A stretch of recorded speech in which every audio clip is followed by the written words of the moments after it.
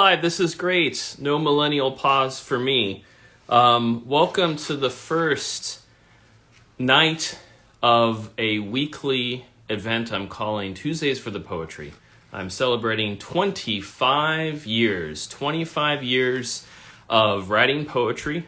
As you may have seen in my stories, I posted a photo of myself at the age of 13 years old. I was finishing middle school. I was having such a great seventh grade, and then we ended up moving. We ended up moving to Oregon. So the poems I'm going to read tonight, moving from Oregon. So the poems I'm going to read tonight are a few written in Oregon, and then I moved on from Oregon with family to Lewiston, New York, which is just north of Niagara Falls. So I don't know if you guys saw as well. So I'm gonna be reading some poems here. 6 poems from 1998, and then I posted a story earlier today, and I'm also going to include the year 1999 because I only wrote 5 poems in 1999. So here we go. So this is the very first night. I'm just going to read these through.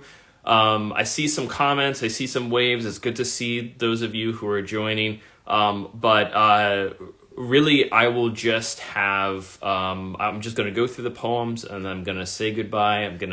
And hopefully I'll see you guys next Tuesday at the same time, 8 Eastern Standard Time, and you'll hear more. So next week, I can let you know that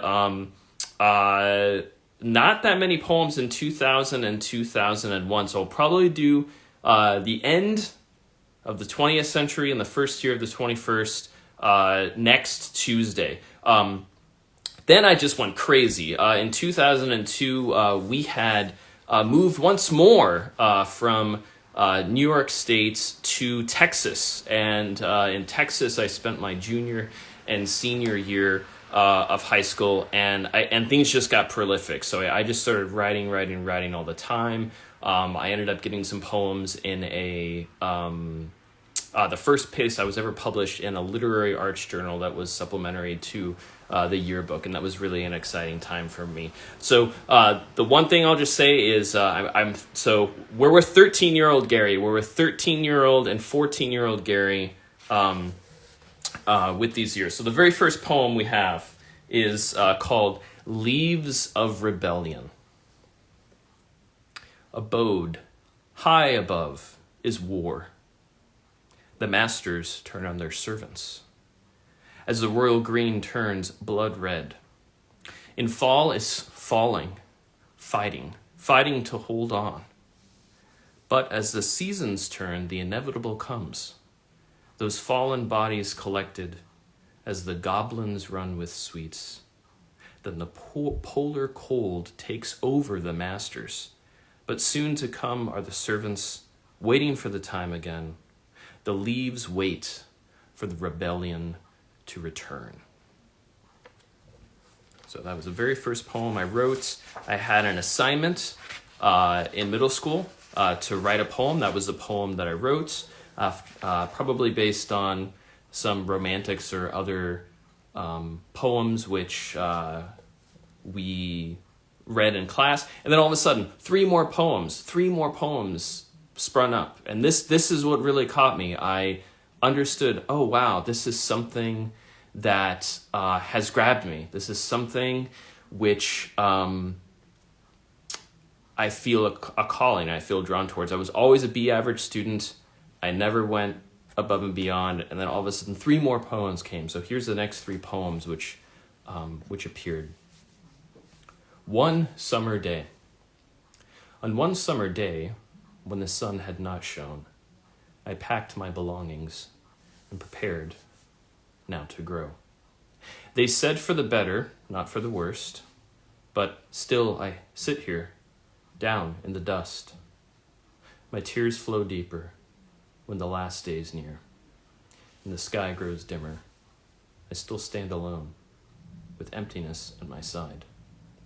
The leaves turn grimmer, but the light up ahead, blinding at first, shows a turn of good now for my better, not for my worst.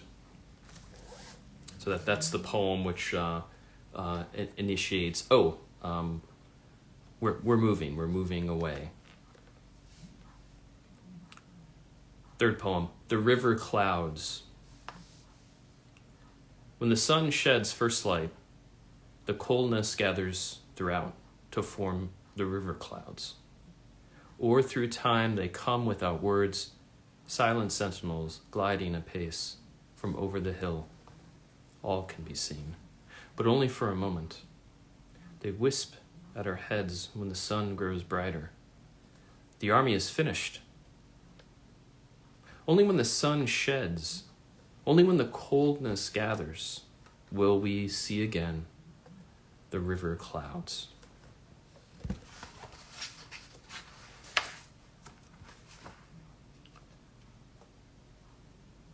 This one's entitled, Why Love? Love the beholder, the seeing eyes, the scent. What but a thing is love but death? You see her smile, you spend the time, you kiss. I say, whoa, what a thing love is.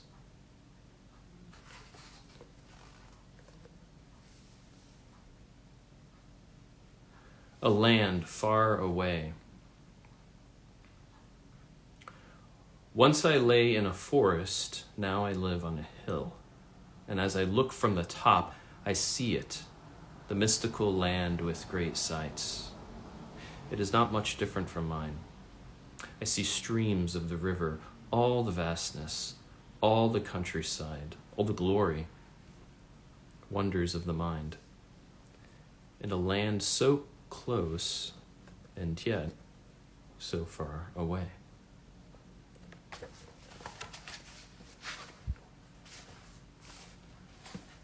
So that was, there we go,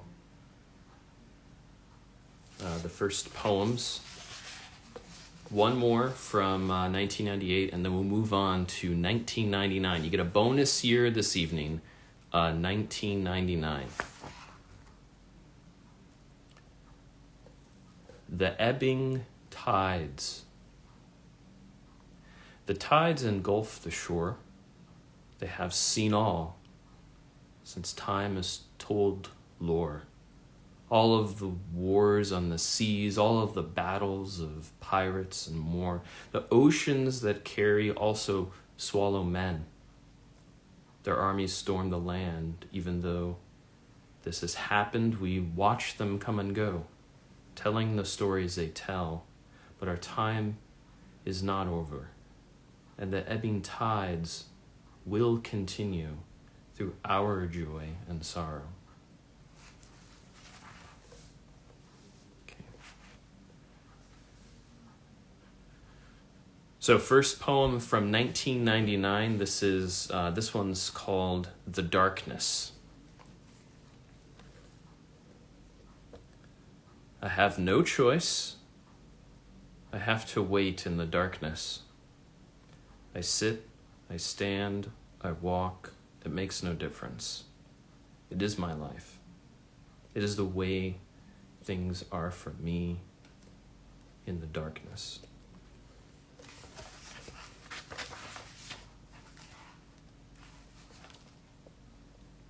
On the other side of darkness, we have light, and this is a poem to sunrise.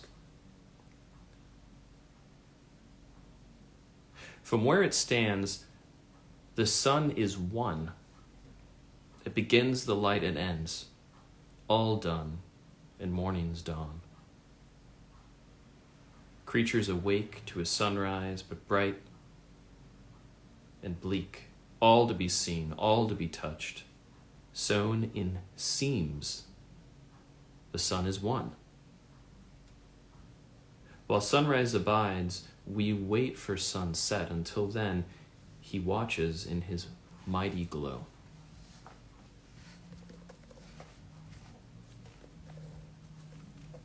Moving across the country from Oregon to New York State, for those friends who are in Oregon or have been to Oregon, they understand that snow is rare. I know snow has come to Portland in particular very recently, but in the Northeast, much more common.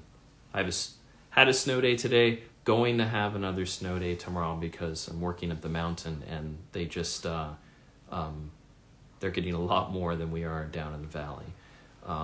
So the encounter of snow is really the inspiration for this next poem called The Flakes of Bliss. As they fall, all is covered, gliding, falling on the ground. We wait for it to stop. But as we open our eyes, we wait instead for it to continue. Cold, soft, and comforting are the flakes of bliss. So two more, actually a couple more. Two more from 1999. The next one, by the time I wrote the next one, I was 14 years old. So again, if you're joining us, it's this is Tuesdays for the poetry. Every week, every Tuesday from now until August, I will be sharing the poems that I've written over the last 25 years of writing poetry. It's been a practice, something that's always been with me. Really, the one thing that has been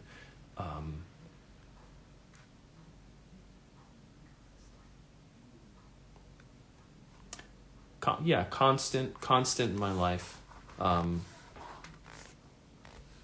but really, an inner exploration. So this one is called The Dream of Flames. First poem with some dialogue. I sit, it is dark, many movements can I feel. Who is there? I shout. Beg me no harm. No sound, no movement. Light, hazy red light all around me. Flames dance as I feel the movements. Find your flame, a voice arises. Be whole and complete. I awake. No sound, no one. I see my fire. Smoke rises. My dream of flames. And last for tonight, we have The Single Petal. The Single Petal. The single petal lies alone, departed from his only love and life, shining, glittering, yet dark and despaired, its companion gone from his light, gone forever. But soon another will grow from his place, blooming with her, taking his true love further away. The petal is single, not as it was, whole and complete.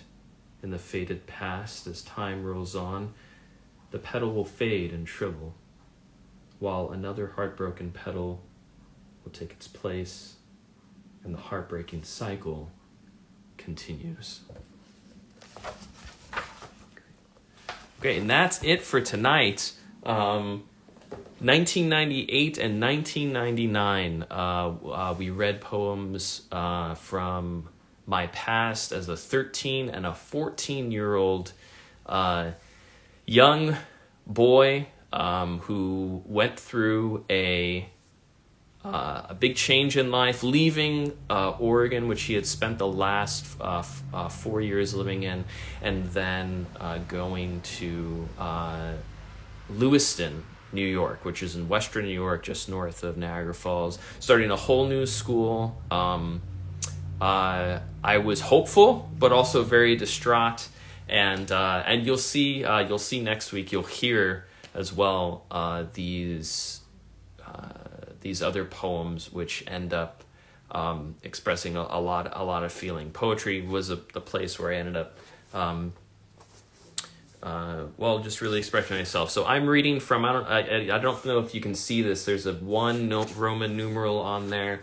I've been reading from the first volume of poems, which I hand wrote out and continue to handwrite out once I feel like they get to like a finished form.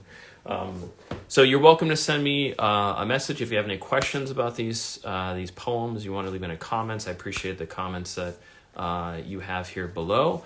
And next week will also be very quick, but then the following week, we will have a group of 41 poems. 41 poems for the year 2002. So next week, I think I'll be able to do both the year 2000 and 2001. We'll have the move from the last century into this one, but then after that, 41 poems. That will be a